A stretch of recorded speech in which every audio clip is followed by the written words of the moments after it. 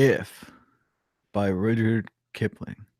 If you can keep your head when all about you are losing theirs and blaming it on you, if you can trust yourself when all men doubt you, but make allowance for their doubting too, if you can wait and not be tired by waiting, or being lied about, don't deal in lies, or being hated, don't give way to hating, and yet don't look too good, nor talk too wise.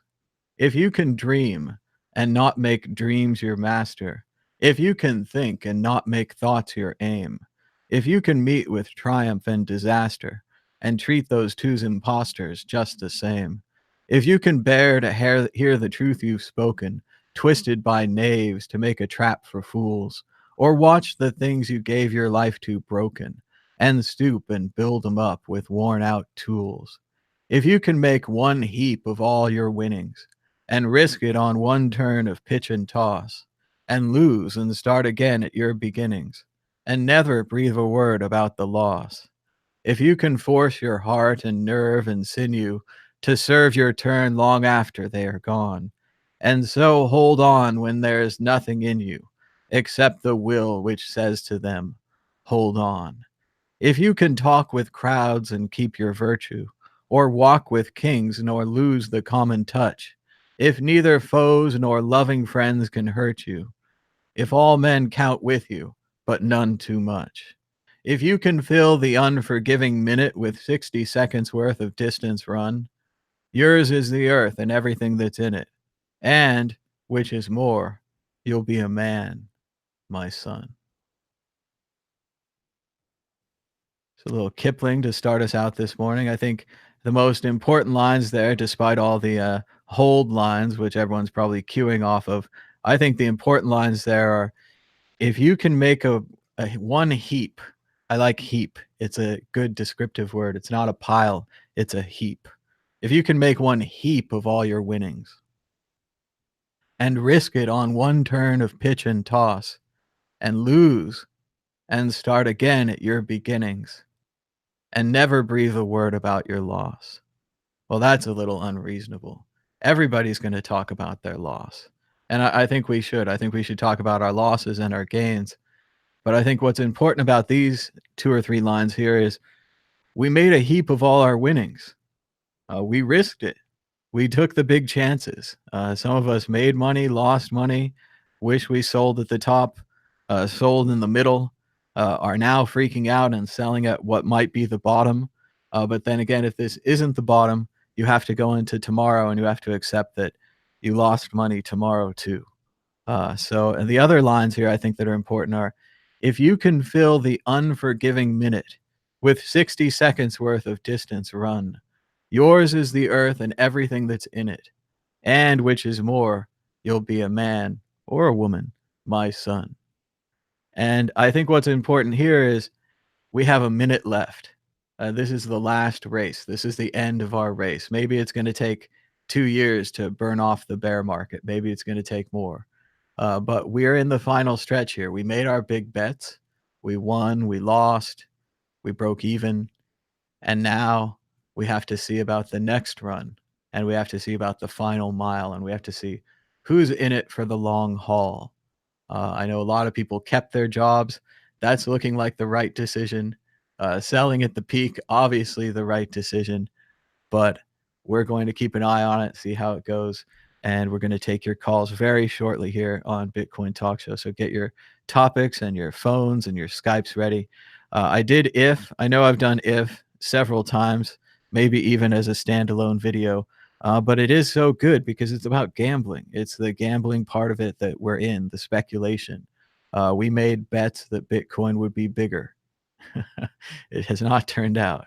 Otherwise, I was going to give you, now is the winter of our discontent. But I don't really know it that well. And I'm not sure exactly. I haven't read the historical Shakespeare plays.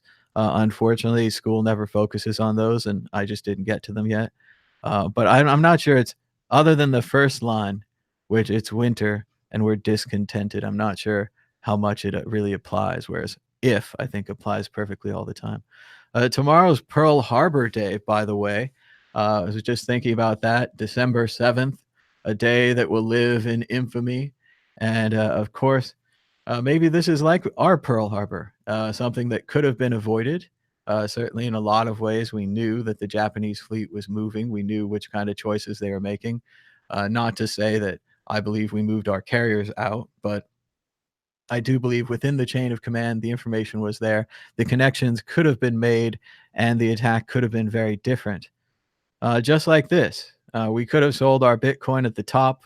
We could have listened to others. We could have given up. Or maybe there's another top out there, and this is just a low point amongst low points. But it is interesting to think about. After you go through this point, you can never go back. This was Japan's sneak attack. This was their going from neutral to the US, or not really neutral. We cut off their fuel supplies to aid our allies, the British, but not official allies yet. But this was a turning point. This was a point. Once you cross that line, you can't go back. And maybe 18,000, whatever it went to, was a turning point as well. Maybe that was the height. Maybe that was when we should have gotten out. Well, whatever. We did what we could. Today is Thursday, December 6th, 2018. My name is Thomas Hunt, and this is Bitcoin Talk Show. The price of Bitcoin is down 3.29% in the last 24 hours, with a last of 3,660, a high of 3,885, and a low of 3,627. That's $1 for 27,603 Satoshis. Checking out the top stories today, the price, the price, the price. And we've got a fun story. Let's go to the fun story. Let's get right to it. Coinbase wants to own the word buildle. They filed a trademark for the term buildle. Filing reveals everyone was furious about this on Twitter. That's our word. We invented that. I'm surprised they didn't just go for hodl, which is probably a better word for Coinbase. I don't think that buildle really describes them, but I could see a whole dancing, happy ad campaign, all the happy builders who make their tokens at Coinbase and sell people their tokens and start their blockchain businesses. Coinbase seems like they're always forever chasing yesterday's opportunity. They wanted the high fees of Poloniex. They wanted the altcoins. They went after that. They want the ICOs and the Ethereum tokens and the whatever of Binance. Now they're going after that. Obviously, they have a dream of becoming Crypsy. Crypsy famously had 100 or more altcoins. You could trade thousands of coins at Crypsy. In some ways, perhaps even leading to their downfall, with the alleged collapse of Crypsy coming from allegedly a Trojan horse hidden in the Lucky 7 coin wallet. So when they installed the Trojan horse into their system, it did what Trojan horses do. The walls of Crypsy went down. But then again, there's a lot of mystery about how Crypsy went down. Their founder, they were based in Florida. Everyone said you could trust them. They're an American company. Allegedly, their founder is in China running software that looks very similar to Crypsy. Will that be the end of Coinbase? I don't think so. They're a massive billion-dollar unicorn startup traded company, but they do seem to chase their own tail most of the time. Also, this is really a I hate the community move.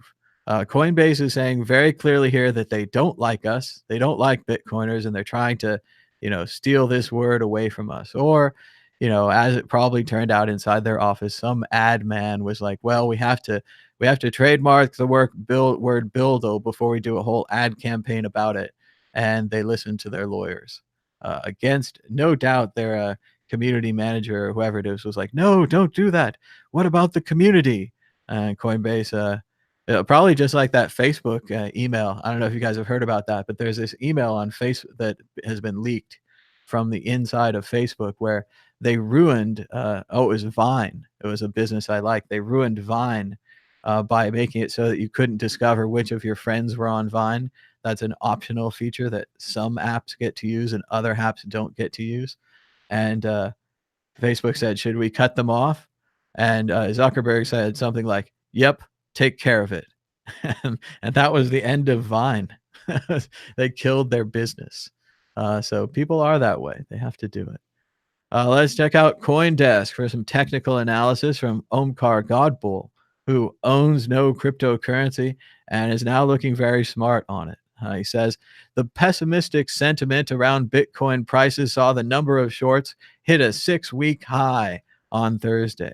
The BTC short positions on the cryptocurrency exchange Bitfinex jumped to 37,891, the highest level since October 15th, and were last seen at 36,996. I don't know what that means. Notably, shorts have risen by 95% in the last 3 weeks, accompanying Bitcoin's recent drop to lows below 3,500. So they're lining up their cannons. They're going to try to kill Bitcoin. They're going to try to take it down to whatever the lowest number you can imagine, 1,800 tone vases number, 1,200, lower than that, 300. I used to think 300 was a good price for a Bitcoin, but it sure would be rough to wake up and look at that now. But again, that's what the shorters are betting on. We'll see if they get it. We'll see if they get it to the end. Checking out the data, blah, blah, blah. There's no trends here, but that's about it. Too many shorts on Bitfinex. And once again, where are we? What are we doing? I don't know if you guys have, but I've read the book Crossing the Chasm. It's about startups and it's about MVPs and minimum viable products and how you can create something that scales and all these kind of things. But mainly it's about the way that it adopts on the market. So you have your early market over here on the left, innovators, early adopters. These are the kind of people that can use your product before it has a complete feature set. So like right now, Bitcoin apps are hard to use. KYC is inconvenient. Wallets don't make any sense. We have a lot of, questionable issues in our scale here. The Lightning Network is still being rolled out. By the time we reach maybe whole product solution, maybe Lightning Network will be how the majority of people use Bitcoin. It won't even be these Bitcoin wallets. But as you can see, I think we're clearly still in this early market here. The innovators have been using Bitcoin. The early adopters are starting to get into Bitcoin, but I'm not so sure. And we have not seen the early majority, certainly not the late majority. And as you can see over here, these are people who want complete solutions and convenience versus people who want the newest things. So we're definitely in the newest thing section. I don't know that we're up to here, but we're definitely getting out of the innovators, getting into the early adopters, I think.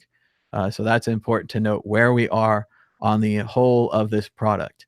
If you still think Bitcoin's a good product, you still like sending value around the internet, you think that's going to be valuable in the future, that's what you're betting on. If you're holding, if you're selling and you're getting back into fiat, it's a good, safe position to be in. You can stop the losses. You can't lose anymore. But the problem is, of course, if it turns around, starts going up, you're going to feel like you're losing money on the other side. But that's just an emotional trading thing we've all got to get through. Reminder, Isaac Newton, one of the smartest people in the world, couldn't trade stock worth a damn. Isaac Newton invested in the South Sea stock. This was the world's first stock bubble. They didn't even know this could happen yet, but boy, did it happen. Newton invests a bit right here below 300. Newton exits happy around the 400s. But at 600, Newton's friends get rich. I know how this is. This is a hard feeling. It can be tough, especially if they get rich in something you don't believe in and you disagreed with them, but they did really well. So you can't disagree with the results. Newton re-enters with a lot right here in the 700 range. Then we have the incredible peak. Whoa, what a great feeling. A bit of the downturn, and then things get really bad as the entire South Sea bubble flakes off. Newton exits broke down here, where he had previously exited happy, but because he re-entered so heavily up here, he exits broke down here. So once again, just a lesson to everybody, bubbles happen. Smart people can't see them. Even Isaac Newton, one of the smartest people on earth, he invented calculus. Just a reminder today, if you'd like to support the show, if you like the show being back and you want the show to continue, the sad truth is we really need your support on patreon.com mad bitcoins or patreon.com/WCN. We really need more Patreons here. We have right now 58 Patreons donating $370 a month. You can kind of think of this as the scoreboard for the show. if the scoreboard for the show, what did Newton invent? Physics then? Leibniz invented calculus. Or is that disputed? I think that's disputed, but I might be wrong. Maybe they were both involved, simultaneous invention. But I'm not 100% on any of those. I'm not going to the bank. But anyway, we have 58 patrons donating $370 a month. Basically, we don't really make any money off YouTube ads. I turn them on and I try and all those kind of things, but we don't really make any money there. We don't really make any money on donations, but we make a little bit of money on Patreon. So if you want to support the show, you want the show to be here tomorrow, this is pretty much our pledge drive right here. Support the Patreon. You can subscribe at like $5 a month, $10 a month. There are some options. You can do it. And if you subscribe today, you'll gain access to a special Mad Bitcoins behind the scenes video from 2014. I don't even have the same room or the same stuff anymore. It's a classic video. And only 11 people have seen this video because when I released it to my Patreon last time, I had 11 patrons. So Corey says in the chat that he's living purely on hope and it's working out so far. I'm also living on hope and I'm living because of patrons. So donate at patreon.com. You can subscribe with your credit card. You don't even have to pay every month. It does it automatically. As I was saying earlier, you mess with the bull, you get the horns. That's what it's starting to feel like. We're getting the horns now. This is the long and hard part of crypto. This is where you earn the money. Everyone thinks you just make the money and it's so easy, but by winning money, by losing money, by winning money again, maybe, by losing more money, probably. That's what markets are about. That's what trading's about. It's a lot of in and out. It's a lot of ups and downs. There's not much we can do about it when we're down. There's not much we can do about it when we're up. But this is what we've got. I don't know what Fox is talking. We're keeping an eye on the chat too this morning. So if you want to chat with us, maybe we'll open up a window about that, see if that worked. And Fox Coit says, "Do you really believe that YouTube helps? Helps with what? I'm not sure. Um, I don't know. I think it helps to talk about these issues and these problems. Some people might not have this. I know some of my friends have lost a lot of money and they're feeling really down now. And I don't know how to fix it. I can't give them any money. I don't have any money. I lost my money. But we've all gone up. We've all gone down. It's been a wild ride. We're still riding it. I guess certainly other people who have more invested have lost more. Other people have made more. It's all over the place. But we're going to get through it one way or the other. I think positive attitude. We should all get jobs. Definitely, I'm going to be looking for jobs or ways to monetize the World Crypto Network. So if you want the shows to continue, great time to donate. If you want the shows not to continue, great time not to donate. So we're keeping an eye on it on both sides. We're keeping all our options open. But let's just go through some Twitter. Let's see what's going on. Crypto Bobby says, 2017 crypto Twitter. What type of loser has a job, you wage slaves? Crypto Twitter 2018. Anyone hiring? And that's what it really is. It's time to get some more ads, get some more sponsors, get some more patrons, or get a job. And nothing wrong with having a job. Nothing wrong working a job, making something, doing something, helping other people out. There's a lot of positive things we can do out there with a job. Maybe I could even get a job in crypto, huh? That'd be cool. Work for a crypto company or something again. My friend Rhett retweeted this old tweet here from Brave New Coin. They've got a chart, and they show from the first halvening, it matched, it went up, it stayed in this channel, went back down though. Then the second halvening, it matched, it went up, it stayed in this channel. Now we're looking at the third halvening, which is unfortunately not till October of 2019. So it's pretty much the race to October. And if you look at this chart, it says we'll go painfully lower, although it looks like it's already showing 3,000. So that might be, they might have broken this chart recently. But if we can go 3,000 for the third halvening, This guy believes that by 2023, it'll go up to, I don't know, it looks like it's not even higher than this one. I don't know. Not a very good chart, Rhett. Hard to read. Oh, how about, over $110,000 a coin. So hard to read without commas. $110,000 a coin in August 2023, if you can make it there. So I don't know. Chart guys, there you go. That was on Twitter. I watched a Star Trek episode. I'm getting very close to finishing the 3rd season of Star Trek, meaning that I will have seen all of the original series episodes. I just hadn't before. I was flipping around. I'd see them on TV now and then, that kind of thing. And in the old days, it was really hard to get 80 videotapes or whatever you had to do to get the entire series. Now it's neat. You can go to Amazon and Prime Day or Black Friday. You can buy them for pretty cheap on DVD or Blu-ray. Pretty nice. The Enterprise was hijacked by hippies who took over the PA to play hippie music. There was at least 3 songs in the episode. Star Trek jumped the shark pretty badly in that one. When people say, "Oh, they shouldn't have canceled the original series," I think I'm gonna have to point to this episode and say, they might have done the right thing. If Star Trek had gone on further, would it have become worse? Interesting question. We had some big news from China, and certainly this is going to shake your traditional markets, which are probably shaking Bitcoin as well. We've seen the Dow decline 800 points a couple of times over the last few days. But what they say right here from the Financial Times is that China is calling for a new reserve currency. China's central bank on Monday proposed replacing the US dollar as international reserve currency with a new global system. So interesting idea to, it says in the article by James at the top, it says, this is a clear sign that China, as the largest holder of US dollar financial assets, is concerned about the potential inflationary risk of the US Federal Reserve printing money. So naturally, I just thought that China should use Bitcoin. There it is. It's independent. It's not controlled by the Federal Reserve or the central banks. Maybe they'll come up with their own copy of Bitcoin. But it's interesting to see the currency movements going on in the larger international community.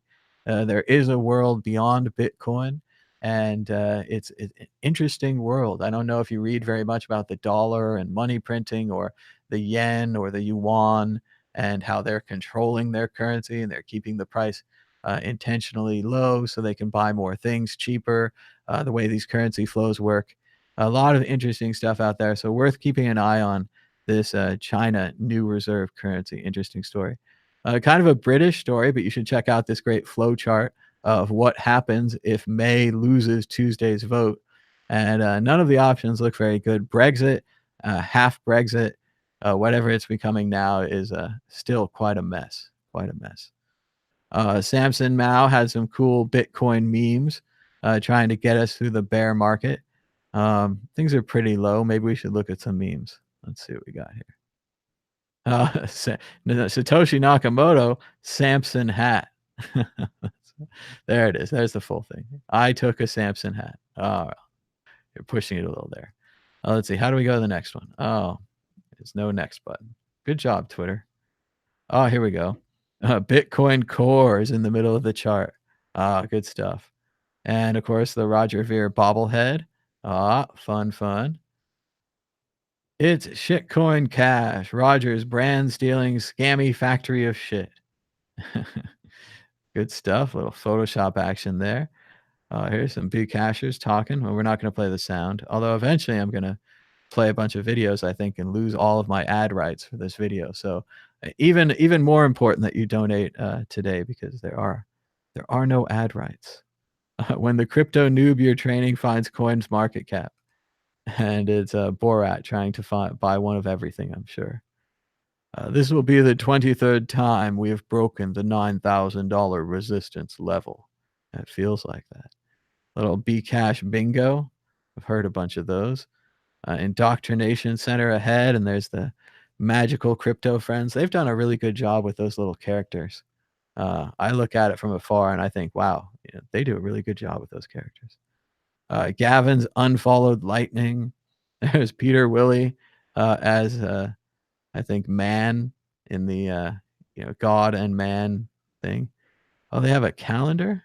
Oh, Peter Willifax calendar. Yeah, yeah. That's a good calendar. Craig Wright may have signed the Declaration of Independence. Interesting. And Charlie Lee says he uses drugs to buy Bitcoin. That's confusing. And remember San Francisco and the great Mike in Space with his office parody of Blockstream. Very funny, cool stuff, classic stuff from Mike in Space. Checking in on the price of Bitcoin. The price is 3,576. That means anything to you.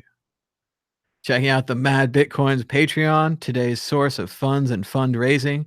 Still 58 patrons, $370 a month. We can refresh it, get the active, recent, updated number. It's still 58 patrons, $370 a month. So if you think the show's worth more than that and you'd like more shows, donate to the Mad Bitcoins Patreon account. Of course, we talked about Coinbase trying to trademark the word "buildle." Not a good look for them. Some cool video from the Earth Channel. Let's see if I can fast forward. It's a moose, and he's stuck in a lake, and then he gets out. Very good for you, moose. Happy for you. Hey, maybe that could be Bitcoin. We're stuck in a lake, and then we get out. We've got a positive story from Ride the Lightning, Medium Squeeze on Twitter. He says his 77-year-old uncle emailed him this morning. He wants in. I would be looking to buy and hold until the next spike rather than trade. So if I wanted to invest, say, 30K, what would be a sensible approach to follow? I.e., what lot size over what period? Ah, very nice. Welcome aboard. Tur Demeester is spreading more earth onto the grave that is Bcash. Bcash market cap now only 3.4% of Bitcoin. A 51% attack seems only like a matter of time, unless they hard fork again to change the proof of work algorithm. Bad news for Bcash. Doesn't look good. We have a classic World War II tweet from 1940. The British government has ordered a fresh wave of civilian evacuations from bombed cities, amid fears of shattered water and sewage mains causing typhoid and cholera outbreaks. So bad news for the bombing of Britain as we continue to survive. Great little video from Russell Brand about dealing with loneliness. Definitely suggest everyone check it out. It's only a couple of minutes. Very down to earth, very helpful. Continually impressed with him. Impressed with him as a comedian, maybe an actor. He's funny, but really great work as a comedian, social change.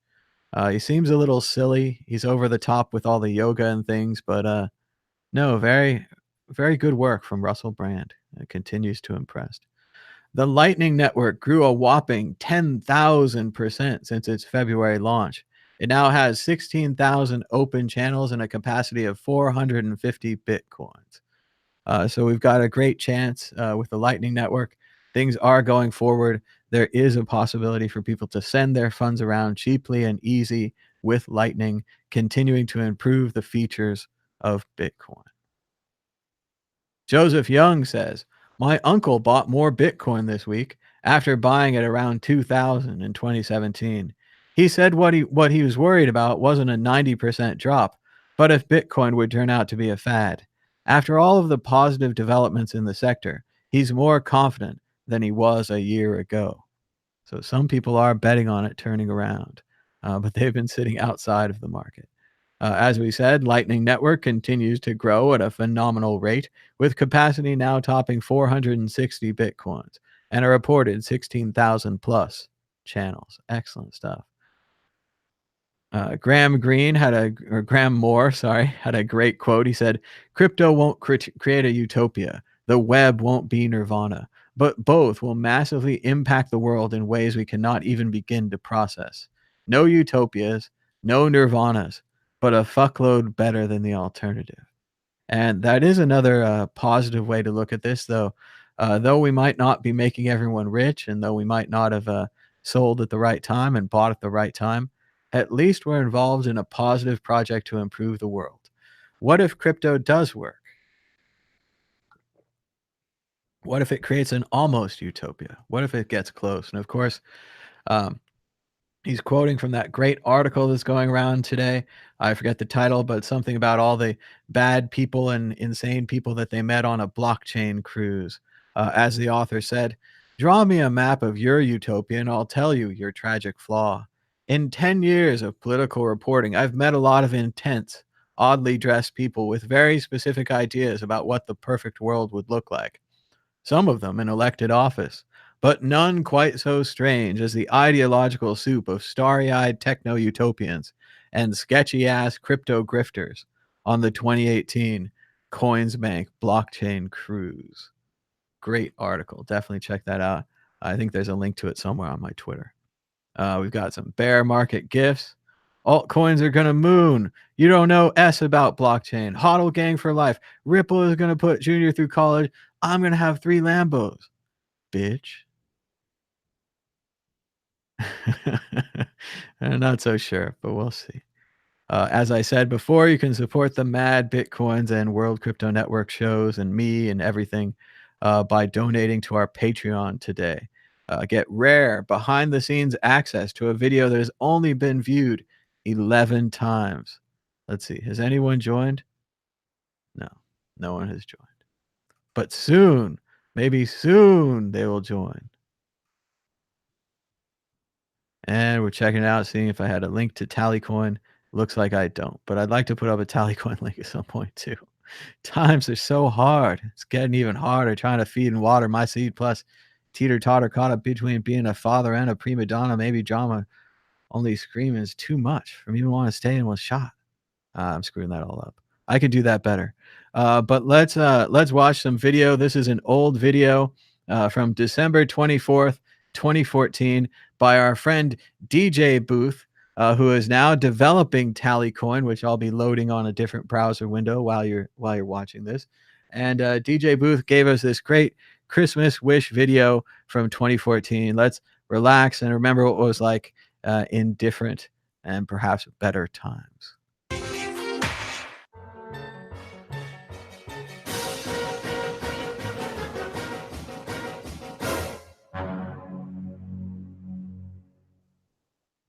Welcome to the flip side. I'm DJ Booth. It's Christmas time, and it seemed like just yesterday when I pulled out my crayons and sat down to write a letter to Santa. Dear Santa, since I was a little kid, I thought you were just some fat dude who turned up at the shopping mall once a year. But when I grew up, I realized that you were just some fat dude who turned up at the shopping mall once a year. Nevertheless, I'm smarter now, wiser. A few years ago, I asked you for a very special gift. I asked you to do something impossible. I asked you for a real doll with great big bazongas, but instead you gave me something better. No, it wasn't the awkward French kissing in the pantry. It was something that changed my worldview. It was something that I've obsessed over since that Christmas day. You see, it was Christmas 2012 when I read about something so magical I just ignored my family for the next few years. That magic internet money I had dismissed over a year before was still hanging around and more valuable than ever. Santa, I finally saw the rabbit hole and dived right in. Bitcoin was poised to change the world, and I wanted to be an active participant. Santa, what I want this year for Christmas is a monetary system that makes wars impossible to finance. I want a free and open internet for all. I want all the things I thought were impossible. Santa, use your magic powers to grant me this wish, not just for myself, but for all humanity. P.S. I'm still waiting for that real doll. Kate, thanks. Lots of love, DJ Booth. And wasn't that sweet? A nice video from another time, 2014, looking into 2015. And I did manage to find my Tallycoin fundraiser, written by DJ Booth. That's right. It's the same. It's the same guy. How cool is that? So check it out. DJ Booth right here made this great software called Tallycoin, and you can try it out at tallyco.in, or you can donate with Bitcoin right now to the QR code on your screen. Maybe you got in early. Maybe you sold early. Maybe you just like donating Bitcoin. But this is a great time to donate. It's never better a time than when the price is down and people are down. That's Christmas, right? Shout out to these guys, Coin Bros from Las Vegas, Nevada. Looks like my neighborhood there. And I was checking out their little video here. I don't want to play too much of it. Music's always kind of, we take your rights away from music. But they're talking to their buddy. And I like the idea of this song. It's called Buy the Effin' Dip. And it's got a cool idea to it. It's just really unfortunate the time they made it. Here, I got the pause. Bitcoin is at 12K. Ethereum's at $1,100. Ripple's at $2. Looking at this about a year, maybe a year later, it's filled with nothing but pain. So it's hard to say that you should buy the effing dip and that the smart people bought the dip. While we were talking songs and before we introduce Max, I want to play, well, I'm going to have to probably play part of this, but this is Proudhorn. You will remember his name. This is from April 7th, 2013. So maybe about 3 weeks before Mad Bitcoins joined Bitcoin. Put it on my schedule. But yeah, this is just so good. So here it is. I'm going to lose my ad rights. F you, YouTube. Bitcoin's a fad and it's on fire. Higher than a fantasy, like a singularity. Those living in a world full of denial.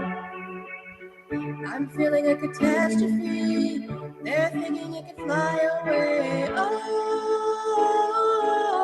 I keep on riding my bear, though I'm falling a tear.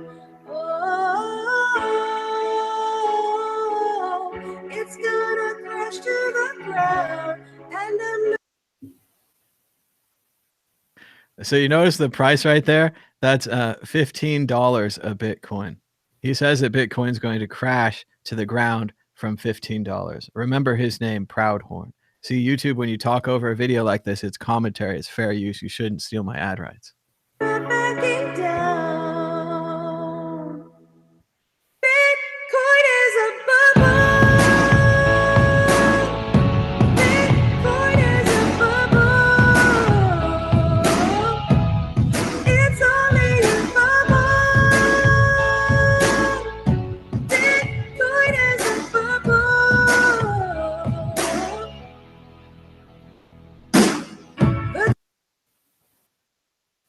So to try to keep some of our ad rights here, talk over the video. There is a great shot at the end where he says, "You will remember my name, Proudhorn." And we're talking, there it is. You can try, but you will never forget my name. $15 a Bitcoin. Bitcoin is a bubble. While we're also looking at old videos, I had this one too. Check this out. Good morning, This is Bitcoin. Mad Bitcoins from February 20th, 2014. And welcome to another quick episode of Mad Bitcoins Live.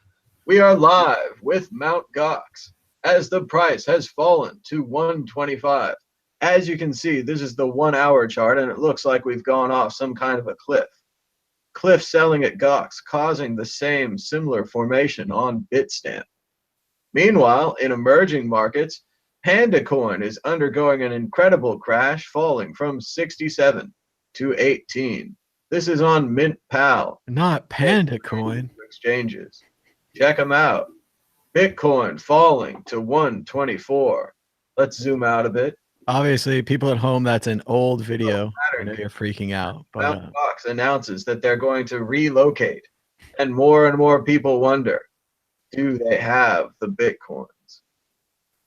M is for murder. And that's what Mt. Gox is doing to Bitcoin prices today.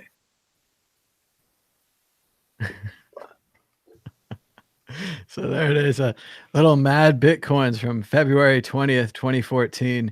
The price, and that was when Mt. Gox was separating from the rest of the market. While the price was $125 on Mt. Gox, it was still $580 on Bitstamp and the other members of the market because they weren't collapsing internally like Mt. Gox. There was all this drama about whether or not you should keep your coins inside there because what you could do is you could send your coins to other people, but you couldn't get them out. So people were speculating that, excuse me, if Mt. Gox came back, they would have these coins inside there and they would do really well. Even now in the bankruptcy, if these people bought all these coins and they get them back from the bankruptcy, they could do really well on that Gox coin thing. But it was an interesting thing at the time. But those were the videos I was ready to play. But we want to introduce Max, who's joining us all the way from Frankfurt. How's it going, Max? Hey, what's up, Piers? Good to be back on the talk show. It's been a while. It's good that it's back. It's good that we can get some calls in and talk to the peers. That's always nice. And hang in there. Just the price doesn't matter. So if you're tired, if you're sad, well, call us. We can be your personal, not your personal psychopath, your personal therapist. That sounds a little interesting. We'll be your personal psychopath. Let me get the number here. You can call us on Skype at World Crypto Network, all one word, or at 518-600-1949. Remember, we just have the one phone line. So if you do call in, just wait for someone else to finish before you call again. We don't have a fancy call waiting type system, but the phone lines are open. The price is down. It's been down for a while though. I mean, it's nothing new, honestly. I mean, yeah, price is down. Yeah, it sucks, but still, it is only the price, right? And it will go up, it will go down, and I mean, yeah, it's price. Like we have to get used to these spectacular like 80%, 90% drops, and they won't stop happening for quite a while. But just realize that this volatility goes both ways. Yes, price goes down a lot, but also it goes up. But here a call. Nice. All right, let's see. Hello, caller. You're live on the World Crypto Network. What's your name and where are you calling from? Hey, hello. My name is John. I'm calling from America, and I got the crypto in my pocket. I got the names and I put it in my pocket. And I call you because I think that you are a support line for Bitcoin. I put $4 million in there, and now it is much less. But I need to take it out, and I got it in my pocket, but nobody wants to take it. Just kidding, Thomas. Hey, what's up, man? Hey, how's it going? Crypt Loco. How you doing? I always got to do some kind of an intro. Well, it shook people out, man. They have no idea what's going on. They're very confused. The crypto. I got the crypto in my pocket. I got the crypto in a little baggie. I keep it and I put it in there, and it's good. It's good. It's good in the pocket. Well, the good thing is that when you have it in the pocket, that means you have it written down somewhere, right? So paper wallet, much better than a brain wallet, because you're gonna forget it. Somebody tell me, and I just put it in the pocket, and I don't know. I don't know what to do. I just put it in the pocket, and I was going through the libertarian ideology, and I went to a contest, and I saw a bunch of rock music, and I get the crypto. Anyway, here's what I was calling about, guys. $1 price point. What would that look like? You mean $1 for one Satoshi? No. If a Bitcoin is infinitely, or not infinitely divisible, but with the Lightning Network, I mean, it could be really divisible, even sub Satoshi. What if it was just $1 a Bitcoin? Because that would be less confusing, right? I mean, you want to get in, you want to get out of crypto. I mean, the libertarian ideology will still be met. I mean, we could still have the libertarian utopia.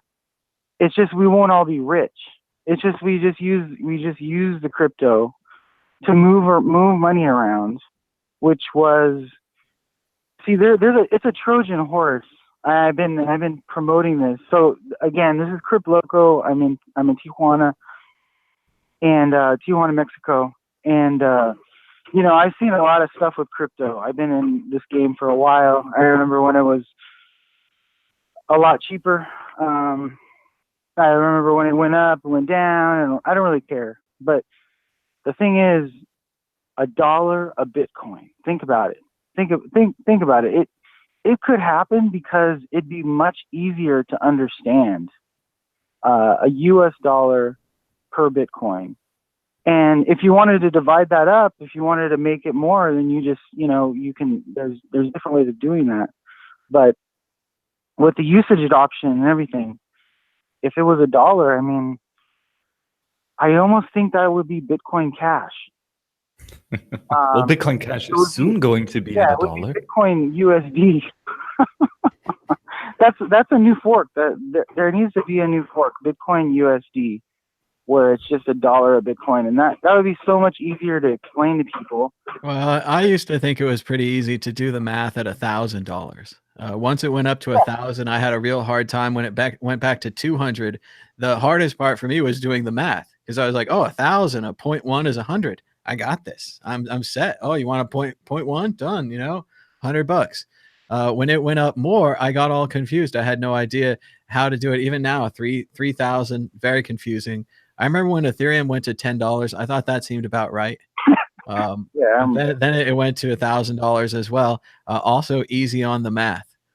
So yeah, I like the round numbers thing. I wish we could stick at them longer, but I don't know how we could control the price. If Bitcoin goes to the moon, then how are we going to denominate things? I mean, it goes both ways, right? So like you send somebody $1 in Bitcoin, and then if it shoots up to $50, then you're like, man, I got cheated.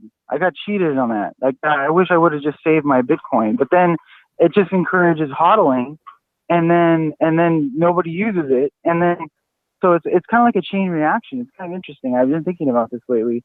$1 a Bitcoin. There needs to be a new fork. Thomas Jefferson's vision or something like. I don't know whatever is going to work. But the point is that Bitcoiners, I think it's in our best interest to start to ponder the idea that Bitcoin is $1.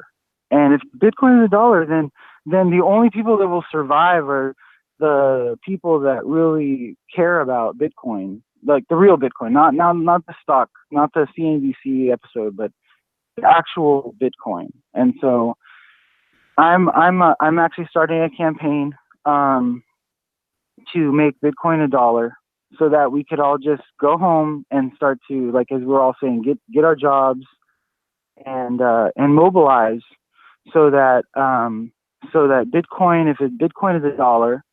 I mean, because I remember when I was a kid, I used to get those Batman cards. I don't know, Thomas, do you remember those, the Batman cards, the gum inside? Well, I remember gum inside. I also remember the sticker books. You'd like collect a bunch of stickers and put them in a book. Yeah. Yeah, Pogs. Okay, let's go back to Pogs. Actually, I just thought about this right now. Pogs. Okay, a Pog is worth 1 Pog. Well, actually, no, not even that, because Pogs, you can trade them. But like, if you had a big thing of Pogs, like I have a big thing of Pogs from when I was a kid, and I don't think anybody's gonna want to buy my Pogs. I don't think anybody cares about my Pogs. So this, like, the circular reasoning of like, oh, a Bitcoin is worth 1 Bitcoin. Well, yeah, of course it is, but that doesn't mean that it's valuable. So, I mean, if 15 years from now, Bitcoins are just like the pet rock and nobody really cares and nobody's transacting in it and nobody's doing anything with it, then it's going to be this, it might actually have less value. I think if I try to go sell my Batman, I bought a whole pack. I bought like a box of the Batman cards with the gum inside, and yeah, maybe there was some holograms in there. I don't know, but nobody wants to buy that. The Death of Superman issue. I remember how much hype there was about that. It was, if you look up the price of the Death of Superman issue, I don't think it's really remarkably higher than probably what I paid for it. I bought one to open and one to save. Yeah. There was the aftermarket one, right? There was like the one that was like the poor person version where you can read it. Well, yeah, if you cared about the story, if you were into the story and you cared about Superman, you could read it. But everyone just wanted it as a collectible. Yeah. Yeah, but what I'm saying is, so if I went to like a comic book convention right now, I'd be laughed out of the room if I brought out my Death of Superman issue, I don't think anybody's really going to want to buy it, or it's not even worth my time. It'll probably cost me more money to go to the comic book convention than it will be to sell my comic book that I thought at the time was going to go to the moon. I thought the Death of Superman issue was going to go to the moon, but then Superman came back, and I had to buy the Superman, the Superman Comes Back issue. And now both of them are just sitting in my attic, in my basement, I should say, accumulating dust, and I'm never going to sell them. So I don't know. I think that this circular logic about, Bitcoin is going to go to the moon, I think that might be something that we should avoid as a mantra, because just because it's libertarian and just because it has all these properties, I don't think that it necessarily means that we've arrived, because the Lightning Network will work with various other currencies, and there's no telling what is actually going to be the resolution of this whole experiment. But what I would also say is that I've gotten really interested recently in full node implementation with my understanding is Electrum wallet or Electrum server is the way to go. Maybe we could work together to make a video about that, so we can show people how to connect their Electrum server to their hardware wallet. I know that Ledger has done things like with Monero, to where you actually can have a full node running on your computer, but you connect it to your hardware wallet, so that we're not so hypocritical as to say, oh, go buy a Raspberry Pi and put all your Bitcoins on this Raspberry Pi without hardware wallet protection. I think that is kind of the basic level of like security for anybody who really cares about Bitcoin, even if it is $1. Because again, one Bitcoin is worth one Bitcoin. So, I mean, the sneakiness of it is, I hear a lot of people, especially on Twitter, saying things like that. But what they're really saying is that Bitcoin's going to go to the moon. That's what they're really thinking, I think. And so that's why I say, if we start a campaign to say Bitcoin's going to be $1, then we can actually flush out all of the people that really don't need to be here. And then we can start to build stuff and actually get our focus right, because we're never going to have our focus right as long as we're always looking at the chart, and as long as we're always looking at the price, and as long as we're always thinking about, oh, well, the libertarian ideals are going to win out. I mean, think about Linux, Linux. I mean, like, if you were to go around and tell people, oh yeah, you have a Windows 10 machine, you have a Mac, you know what? You need to run Ubuntu on that. You need to run OpenBSD on that. everybody's gonna look at you like you're crazy. They're gonna be like, why would I want to do that? Because it's gonna be so complicated. I don't even want to go through the trouble. I want Swift. I want credit cards. I want something that's immediate in my hands. And maybe in some kind of utopian future, maybe all of this Bitcoin stuff will come to the point where it's that easy. Like the way it is that ATMs use Linux. ATMs use strains of Linux, and there are people that actually profit a lot from the use of Linux at an enterprise level.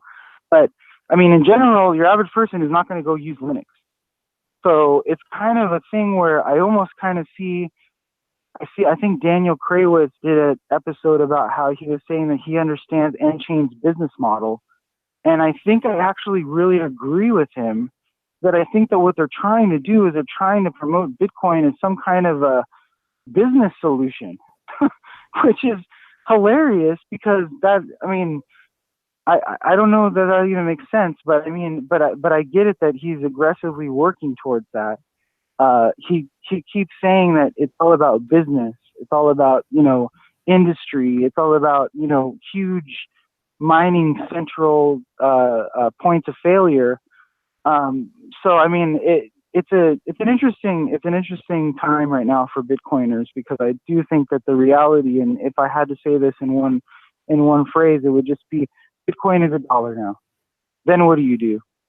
Then what's the next move then?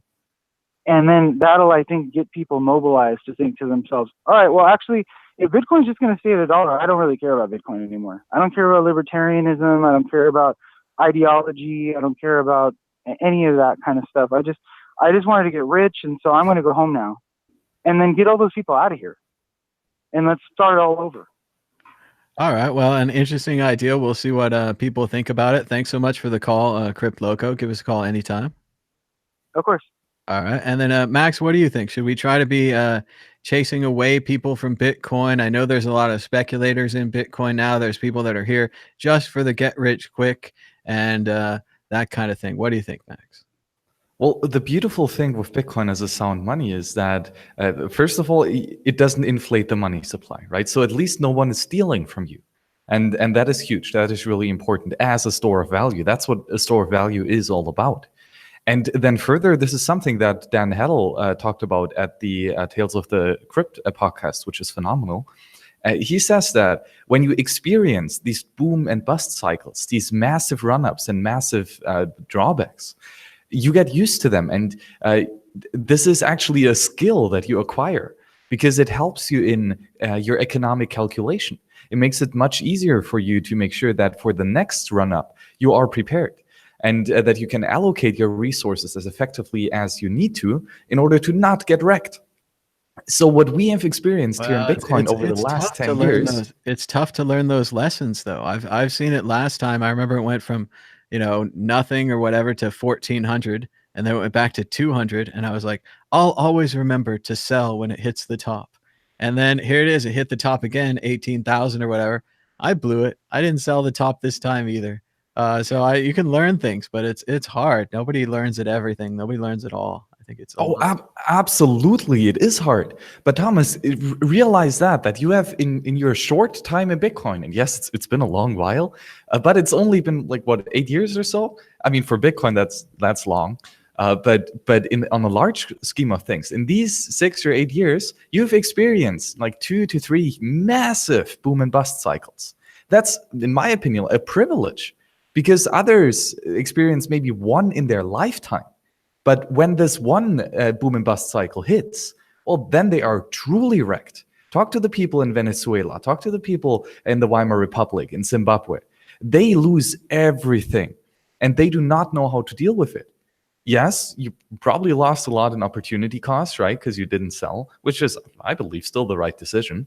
I don't think you should sell back to fiat. The thing is, if you don't sell at the top, you end up selling on the way down, or you end up selling at the bottom. You always, the beauty was I had this much at that time, it came together, and then I blew it because again I thought it was going up more. So I want to admit this and be honest with the people. People can attack me and I'm a bad trader or whatever, but I think if we're honest about this, a lot of other people have the same problem and are maybe suffering with it alone. And at least we can talk about it here at a Bitcoin Talk Show. We can say people should get help, talk to your friends and families, get loans, there are options out there, get jobs. I think we have a chance here. I'm trying to copy the phone number, but it won't.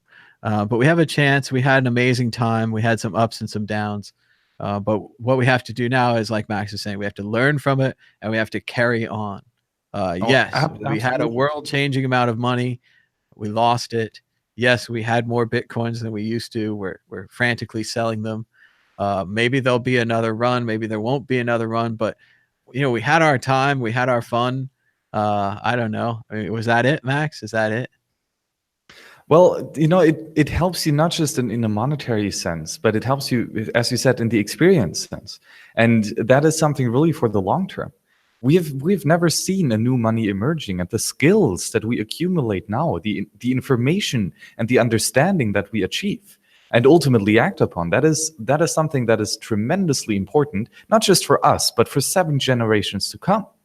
And this is something that then sound money ultimately accumulates to, is the point where you realize that this is not just your Bitcoin. These are for the next 7 generations. And we are building today the infrastructure. Yes, we get wrecked a lot, but the more we get wrecked, the more we can learn from it and build upon that. And make sure that next time we're just this little tiny bit smarter and have actually built something in this time. I mean, 2018 was a beautiful year for Bitcoin. Fuck the price. And shout out to Yaddle Zap in the chat. He's sharing his story with us. He sold at the top and majorly regretted it. He says he sold at 26 once. It went from $1 to 26, and then he didn't buy back in until 200. Then he sold at 800 and regretted it in again, bought back in at 1500. And of course, it went down from there and then went back crazy up. He says he's not making that mistake again. So there are ways to look at this from a longer term. David also says, lesson learned. The scam coins all thought they could print money and get away with it. Something people are finding out now. And it's also worth maybe putting your losses in perspective. It could have been worse. You could have run some kind of an Ethereum ICO and lost $100 million of other people's money that you were supposed to use to build your project. Instead, you just lost the money that you were investing for retirement or whatever it is. So it's still pretty bad, but it could be 100,000, 100 million times worse is all I'm saying. Hello, caller. You're live on the World Crypto Network. What's your name and where are you calling from? My name is Russell. How you doing, Thomas? Hey, Russell. Doing all right. We're hanging in there. I think it's the best we can give you.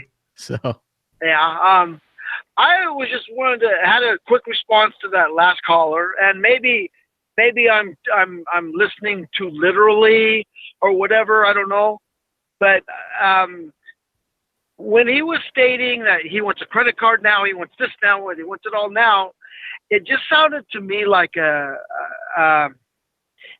I don't want to put him down. I really don't. I don't. I'm glad that he's in there and fighting the fight, but it just sounded to me like that moment just felt like, is this a little child wanting everything now? I want it now. I want it my way. It's like, this is a brand new, we don't even know what it is. Is it a, is it a currency? Is it an asset? Is it, it hasn't been classified yet. I don't think it is classifiable necessarily, but it's so brand new. All this stuff, and we don't realize how truly early we are in what it's going to be. If we want this to, to build out to be what right now, what the legacy financial market is, it's going to take years. I mean, it'd take more than the rest of my lifetime. I'm 58 here, so I'm on the bottom end of my lifespan, I believe, but hopefully not the very bottom end. Hopefully just the top of the beginning of the turn. But what I'm saying is when I was born back in 1960, Visa and MasterCard were just barely coming out on the scene, and it's taken years and years and years for them to be what they are. It's not going to happen overnight. You can't just say, well, I can't do it right now, so I'm going to take my ball and go home. It doesn't work that way. And Bitcoin, if it's going to do what we think it's going to do, what we hope it's going to do, it's not get rich quick. It's hard work.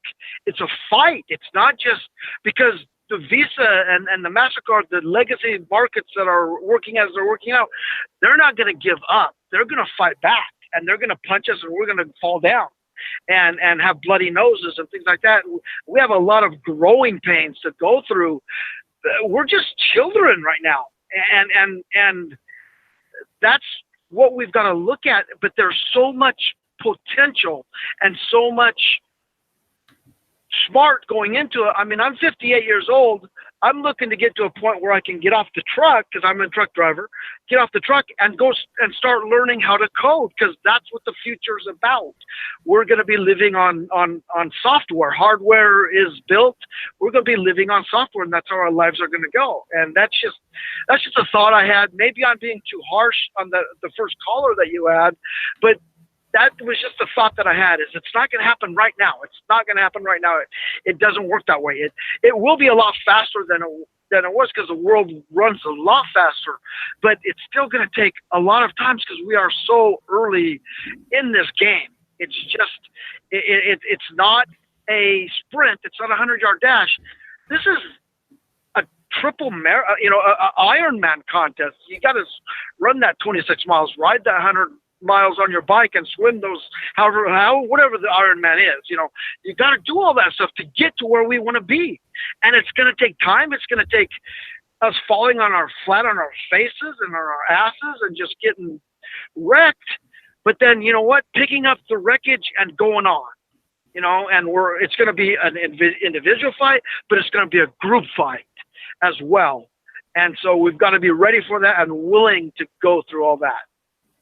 Well, and I think that's the attitude we need, Russell. We need to, what I respect a lot about what you said there is your idea that you could get off the truck and go start a new career in coding. We need the strength to be able to do that. We hit some hard times here. Some people quit their jobs. They thought they were going to be investment people forever, trust fund babies. Well, we blew it. We lost the trust fund. All right. It's gone. So we're going to have to go back to work. We're going to have to do things we didn't want to do. Other people have to make choices. Over-invested, should have sold at the top, all those things. That's all in the past. We have to move on together to the future. And I think you got the right attitude there, Russell. What do you think, Max? Oh, absolutely. You're spot on, Russell. Thanks for the amazing call. And really, for the time preference thing, you're absolutely correct. This is nothing quick. I mean, 10 years went by in a flight. And even because it might seem that Bitcoin has been around since forever, it's not. And especially on the monetary sense, it's a blob in the ocean of historical currencies. So this will be something that will play out over the next 100, 500, 1,000 years. And we have no clue what is going to happen, even in the next 2 months.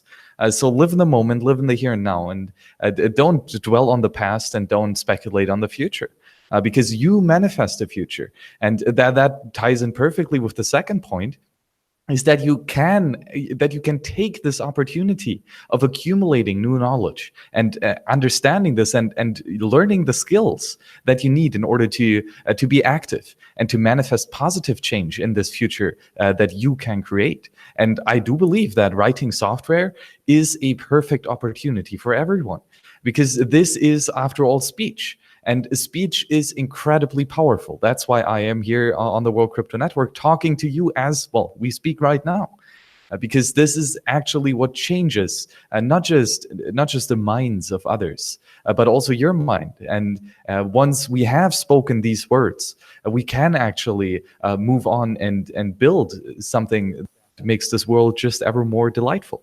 So absolutely, keep on accumulating this information and manifest the change that you seek to build in this world. Excellent. Hey, Max, I just want to make a statement to you. I've loved your little, 2-3 minute little, instructional videos. Keep those up, because I've learned a lot about economics, about some of the underlying theories and some of the underlying, not necessarily theories, but aspects of what this whole Bitcoin thing is, because it's more than just coding, it's more than just economics, it's more than just lifestyle. It's a lot of different little parts, and you kind of take those little small parts and put them into understandable, digestible bite sizes, and I really have enjoyed those. You might not be seeing a lot of people going on there, a lot of likes or anything like that. Keep it up, though.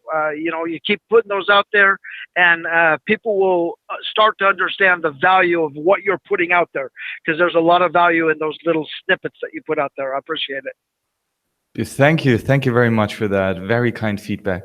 I really appreciate it, and I'm very glad that you like them and that you take some value out of these information. And I learn a lot with doing this. So it's not just that I can share this information that others have given me, but in speaking and in teaching, you actually understand the subject matter much better. So I can only encourage you all to go out there and speak. And manifest these changes. The world is built and manifested, and starting that with the spoken word. So when you teach, you actually learn yourself a lot. And over this last year that I've been active here at the WCN, I, for absolutely sure, have learned so much.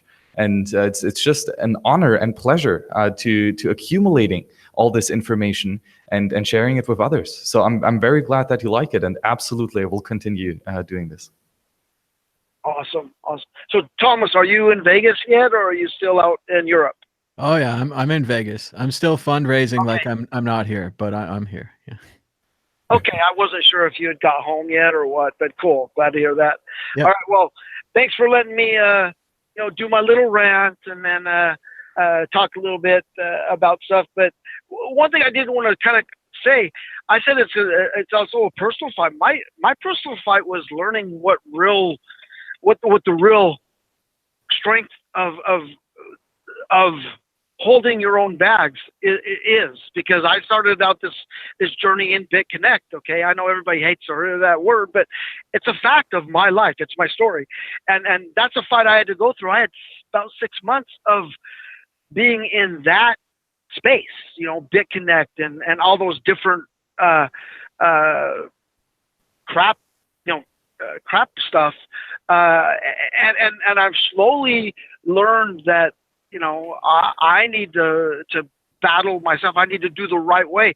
And I even slipped a little bit. I went and found there was a Genesis or Genesis mining thing, and I sent them $75, and it's gone. But and that was even while in my time while I knew that I'm supposed to don't give my money to anybody else. I keep that money. I invest it. I put it on my own wallet. And even after that, I still backslid a little bit because you get that greed. You sometimes get lazy, and another lesson. And sometimes you're going to step back. Don't beat yourself up for it. Just take the lesson, remember the lesson, and go forward. Because I can't take that back. I did it, but. And I'm willing to share it with my peers, with other people that are learning this. Especially this is like, I'm trying to reach out to those people who are just coming to the game. Be very, very careful. Get lots of different views, but be very careful of what and who you latch onto, because you can go down and lose so much time in the true. In what cryptocurrency is for you, and what blockchain is going to do for you to help forward your game, as opposed to just give all my wealth to somebody else or some other business or whatever. Be very careful. My opinion is I should have come in and been listening to all these for 4 months before I even started investing at all. And maybe at that point, I would have had the maturity and the knowledge to understand what BitConnect, what all these things that I was into, what they were doing, and realize that's not the rabbit hole I want to go down. And like I said, even though I've learned that, I backslid for a little bit, and again learned it again. I'm hoping that $75 was a more powerful lesson than my $3,000 that went away. But the dollars doesn't matter. It's the knowledge. And like Max was saying, all this knowledge that he's learned in this time that he's been here, from him. So he'll always have that knowledge.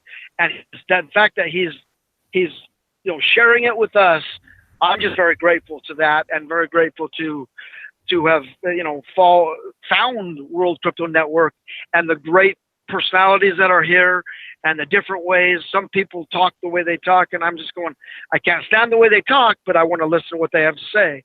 And so I'll listen to them.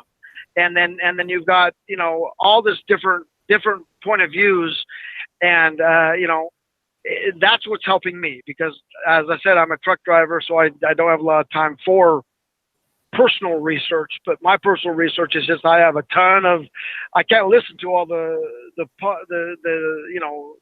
messages that I have people that I've favorited, but I'm getting an education, and not just in cryptocurrency, but in a lot of different areas of my life, and trying to build that up.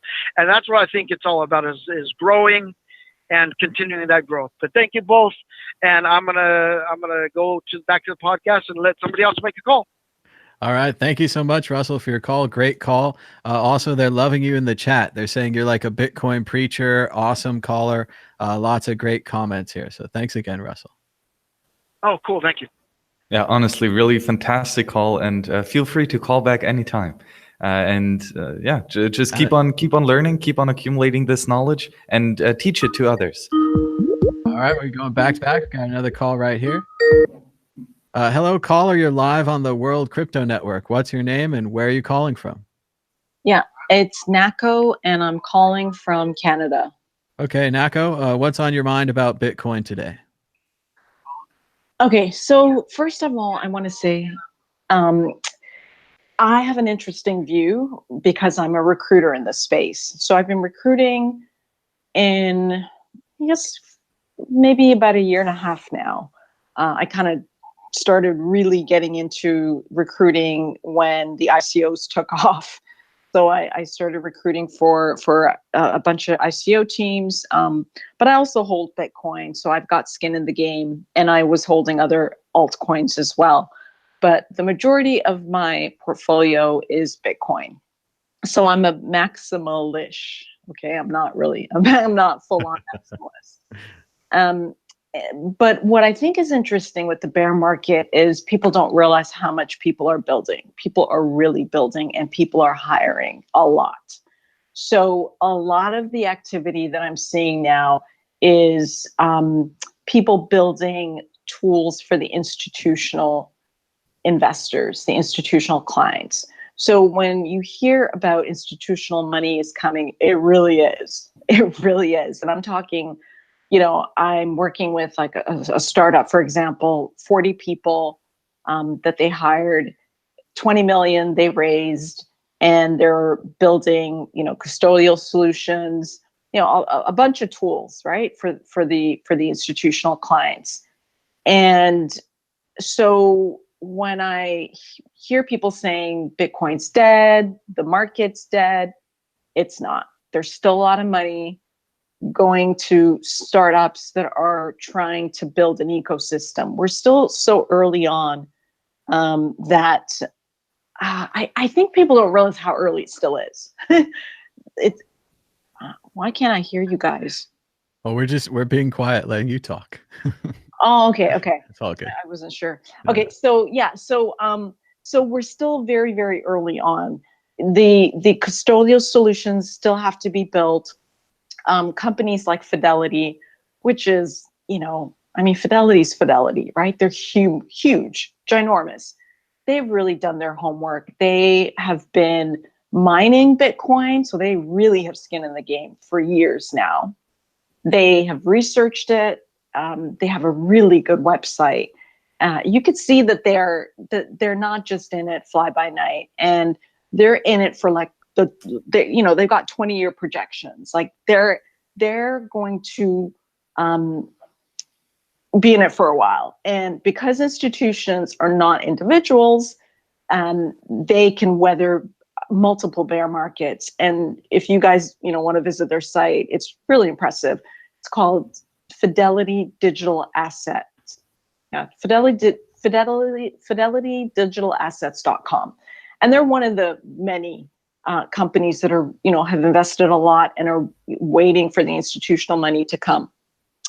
So that's one thing. So, do not despair. The institutions are coming. Another point I hear a lot in the Bitcoin community is thinking that we've sold out because we're excited about the institutions coming. But what people don't realize is that the institutional money represents the regular Joe. Like most institutions are pensions, and the pensions are, police, firemen, teachers' pension. They're like regular people that they represent. So if they get in, it's actually good for everybody, because it means like, your aunt that's retired, the retired teacher is going to have some Bitcoin in her portfolio. Firemen are going to have Bitcoin in their portfolio. So are all of these pensions that are around. So I think it's a great thing, and I think we should look at the big picture more than just being myopic. Yeah. Well, I definitely think it's a great point, and you have the personal knowledge on the recruiting. It's great to hear that companies are still out there, jobs are happening, people are getting work, and also a good point on the institutional money. If they don't have a way to hold a large amount of Bitcoin and a Trezor or a ledger, these are okay, but they're not really for a financial analyst or a manager, somebody who's used to maybe a safer system. You can still see what you're doing, but not control it unless you put in several levels of passwords, something like that. Because it's absurd for us to say, oh well, you're a family money with $150 million, and we want you to just put it on your Trezor and put it in your safe, like you would your Vera bonds or your gold bars or whatever it is. All these have better systems, so it is going to take a little while for Bitcoin to have these systems develop. But I think it's a very encouraging call. And I'm glad to hear something positive out there. It's been pretty rough. Max, what do you think? Well, absolutely. The Bitcoin is for the layman. It is truly for those that don't want to worry too much about their financial situation, because it is a counterparty risk-free asset. It might not feel like it because there is a lot of risk involved, but no one can steal these Bitcoin from you. And that's huge. And historically, we've seen sound money, such as Bitcoin, be the store of value for everyday people who don't care about their finances that much, and they just hold this sound money as their store of value, so that they can focus on actually building and doing all the things that, well, regular people do. Not everyone wants to read hundreds of pages of Rothbard in order to understand how the economy works, although that is a lot of fun. Not everyone wants to do that, and that's okay. So we need to have this risk-free asset or counterparty risk-free asset, where individuals can easily postpone their consumption and actually build, which is very important. So yes, Bitcoin is for the common man. It's for the regular peer, like literally. So yeah, absolutely. Will these individuals use ETFs and other financial derivatives? I don't hope so, and I don't think so, because I do believe that on your phone or on your Trezor, you can much easier store these funds than you can with an ETF even. I mean, banks are not convenient at all. Have you ever tried opening a bank account? It's a mess. So I don't think that this is the convenient solution. I really do believe that having a couple of Satoshis on your Trezor or Cold Card is the much easier and much more convenient way of storing your wealth, especially because no one can steal it. As Jeremy said, these ETFs are good for everyone until the government confiscates it all. Yeah, exactly. And that's why it's so important that you control your own private keys. And it's getting easier by the minute. Yeah, I think there's some generational in terms of people's comfort with technology.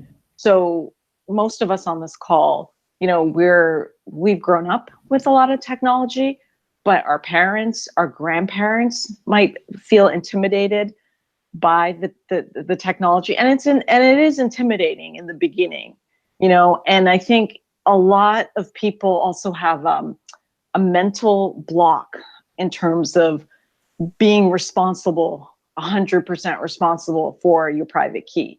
I can say I was one of those people in the beginning. It kind of freaked me out that, what if I lose it? What if I get hacked? I'm not a technical person. I'm a recruiter. So the learning curve was very, very steep. But I think as my conviction grew, I really forced myself. I was like, I just have to get comfortable. I got to figure this out. And it was, as most Bitcoiners, you're self-taught, right? If you're not a developer, you just kind of watch YouTube videos. Thanks to these type of shows, I learned a lot from watching World Crypto Network and just other YouTube videos. But I think that I actually have a lot of empathy for people who aren't comfortable with technology and maybe need some assistance from unfortunately a counterparty, right? Which there is risk. There's a huge risk. There are going to be huge honeypots, and I don't know how they're going to manage it. But they're building the tools right now, and we'll see, right? We'll see what happens.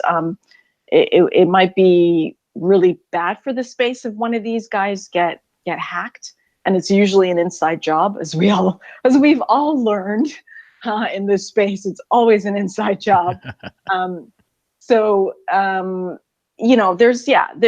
so many trade-offs, but I think that the more diverse the ecosystem, I actually think the better that it will be. And I actually think this might be just me wishful thinking, but I actually think governments are going to start to hedge with Bitcoin if they're smart.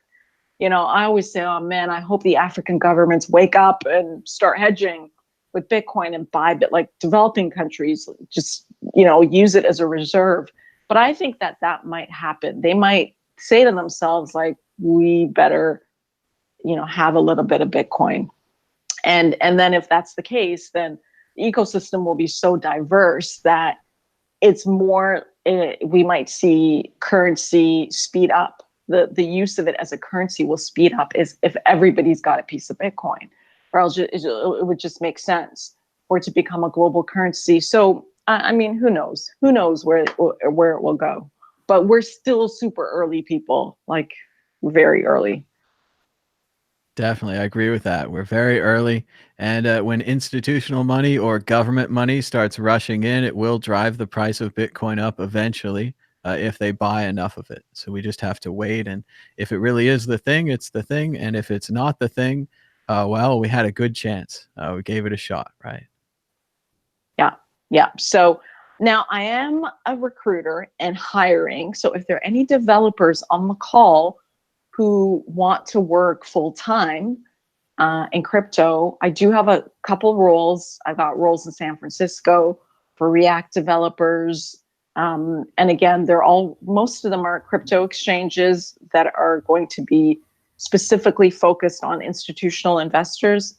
So if anybody's listening, or they've got friends who want to work full time, the salaries are great. Strong base salary. We're looking at between, depending on your experience, 120 to all the way to 175 base salary. This is US dollars plus equity. So these are really well-paying jobs, exciting, cutting edge. If you've got Python, if you've got React, JS, Node.js. What else is there? You can go to my website. So my website is fintechrecruiters.com. I hope you don't mind me plugging. No, we'll give you a little plug, but we're not going to let it go on forever. Oh, but yeah, right. fintechrecruiters.com. I don't even mind advertising with you. I don't mind. So let me know at the end.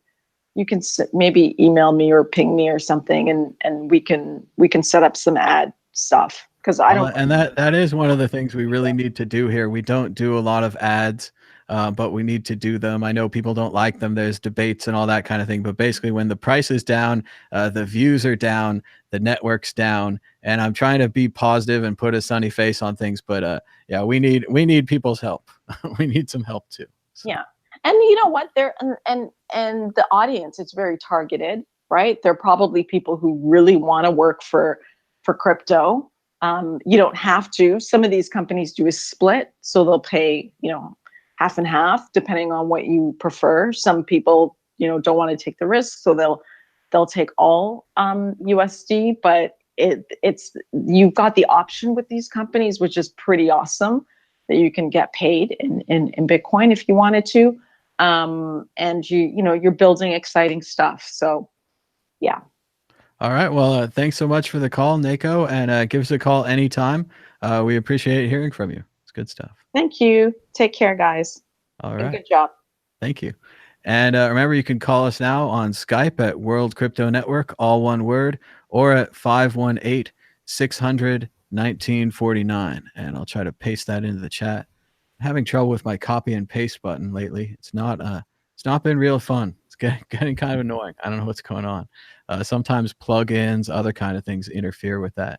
Also, here we have our Tallycoin fundraiser to bring Mad Bitcoins back from Europe.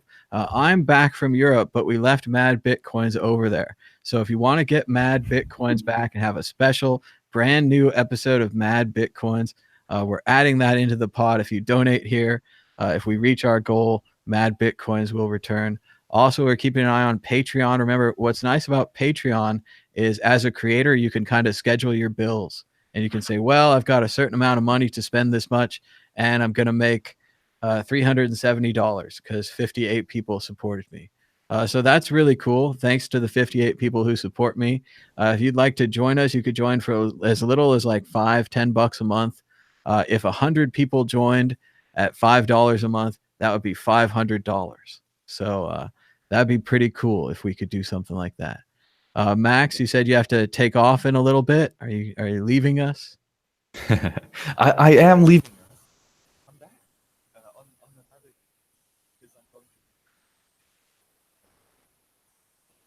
And then you're lost the microphone. Yeah, and then your audio broke. Yeah. Yeah, I'm talking to George, who's doing some amazing development with the Lightning Network and working on some really, really cool stuff. So no price talk, but actually getting work done and making sure that we are ready for the next bull run, which is going to happen.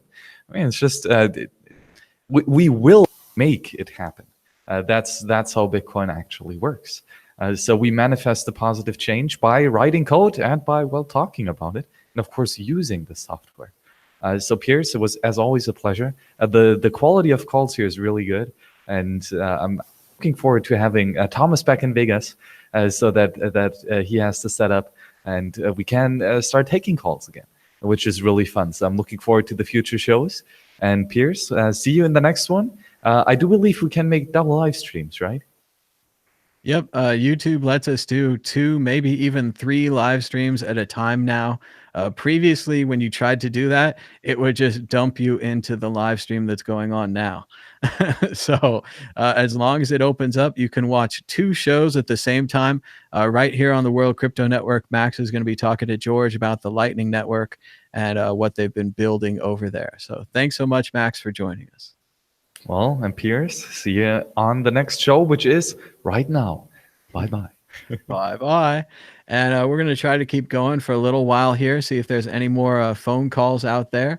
Otherwise, we're keeping an eye on the price of Bitcoin. Looks like it's $3,598 right now.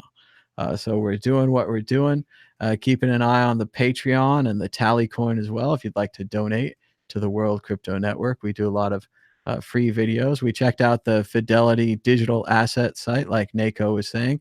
Looks like a really good website. Remember, Fidelity is a major bank, investment bank, and they're now interested in Bitcoin. Look, it says right here, they're laying the foundation for regulated and trusted Bitcoin custody. So just like she was saying, larger money, family money, institutional money, bank and government money, maybe it's on its way to crypto at the very least.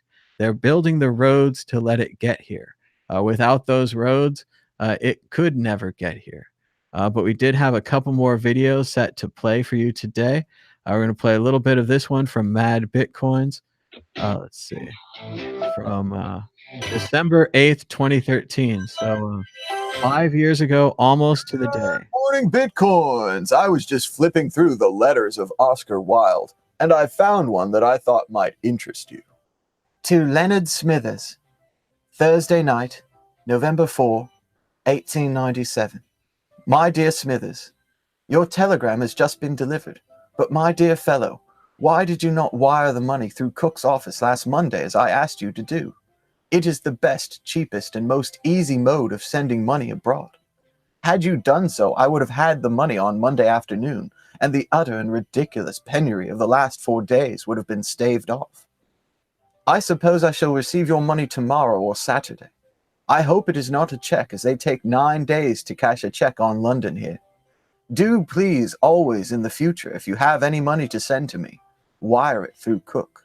I calculate the expenses incurred by waiting for this at £20 to £34 up to the present, and as it was promised 3 weeks ago, the mental anxiety cannot be calculated. I suppose you think that mental anxiety is good for poets.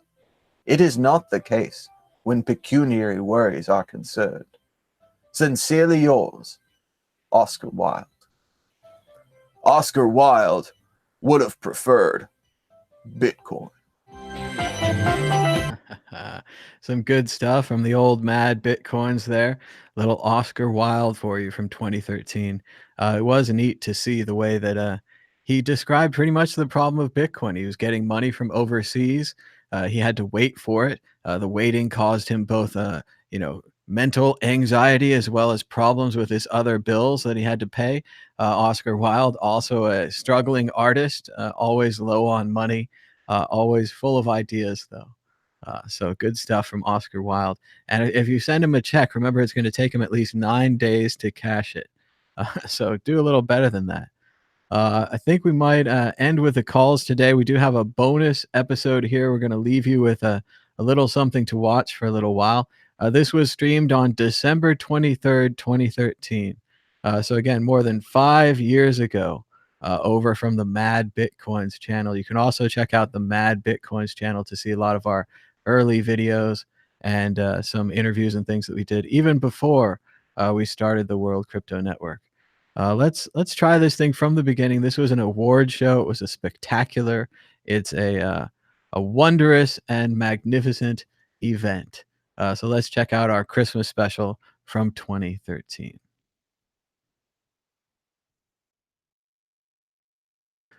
Oh yeah, there's no music at the beginning because they already took my ad rights for that.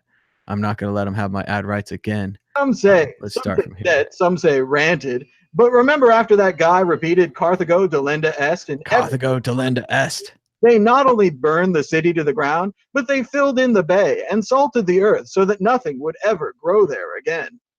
First Carthage, now gas stations. Bitcoin has met its greatest ally. Gas stations hate credit card fees. They sell a product that is gone instantly and people are addicted to and can't stop using it. They need a currency that is like cash. They need a currency that arrives almost instantly, can't be canceled, and once you have it, it's yours instantly. Gas stations need Bitcoin, and now they have it. Gas stations need Bitcoin. This thing's a little too long, and I realize we do have another show on with Max going right now. So maybe we'll send you over to Max's show. We did have a little bit. Here's my buddy Davi and my friend Andreas Antonopoulos. It was overwhelming success, and we're excited to sort of move into a fundraising mode for next year. Talking about hoodies and the homeless. How many hoodies was that again? 325. Those are the 325 hoodies donated to the homeless with Bitcoin donations. How many of those there were, but not that many. Nice work. Andreas, it's great to see you back from your world tour. We've seen you in Greece, Argentina, Vegas. How's it been going? Vegas. It's been absolutely incredible. Just visiting the Bitcoin community around the world. I can tell you that going to places like Athens and Argentina, it's absolutely exhilarating. You don't even need to explain why Bitcoin. You have to go directly to how Bitcoin. Yeah. They already know why. And so I had the exact same experience with homeless people. As soon as you explained what it was, they got it. People, they just turned on. They're like, oh, a bank that doesn't need my driver's license. Awesome. Right, exactly. The whole spirit in Athens and Argentina was very different, and very different from the spirit in Las Vegas. So at the same time, it's been a crazy run up because during this explosion in the price and media attention, Let's talk about the price going to 1,200. really busy, really fast. I can tell you, went from doing maybe 1 or 2 media requests a month to 1 or 2 a week to now 1 or 2 a day, and it hasn't stopped. I mean, I'm here in Chicago on some business, and I've been doing an interview a day pretty much for Bitcoin. So it's just moving really fast. And that was in 2013. How do you deal with the charge that Bitcoin is just a bubble, and we've seen the inflation and the popping of that bubble? I laugh at that charge because, first of all, that assumes that Bitcoin is a currency, or even more stupidly, it assumes it's a stock. It's not a stock.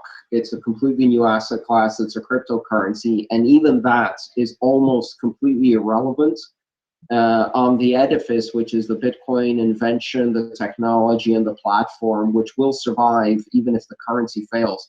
So I see all of that as a giant irrelevance. We're building the internet of money, and people are complaining about the cost of DSL on the first app. Like, whatever.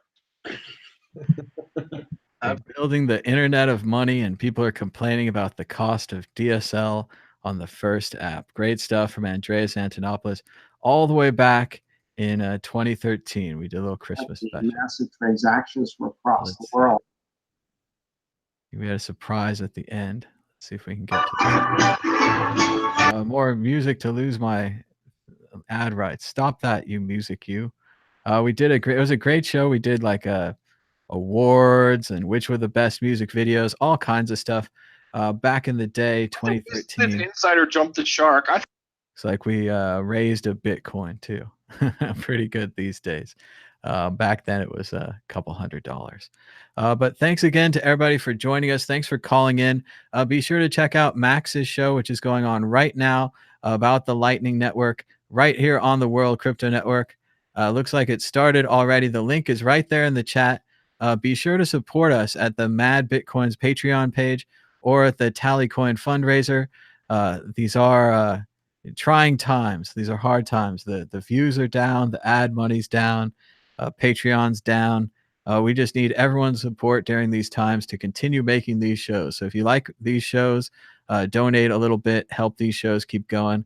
Looks like we just had a donation, our 22nd donation received, 0.00694827. Thanks so much for your donation. We're now just that much closer to our goal. So thanks so much to everybody for watching. We'll be back, I suppose, tomorrow. Not sure about the schedule. Still kind of getting used to things here in Vegas, but we hope to be back again tomorrow. Just keep these things going. Try to get some more guests, get some more calls, and hang out. So until next time, bye-bye.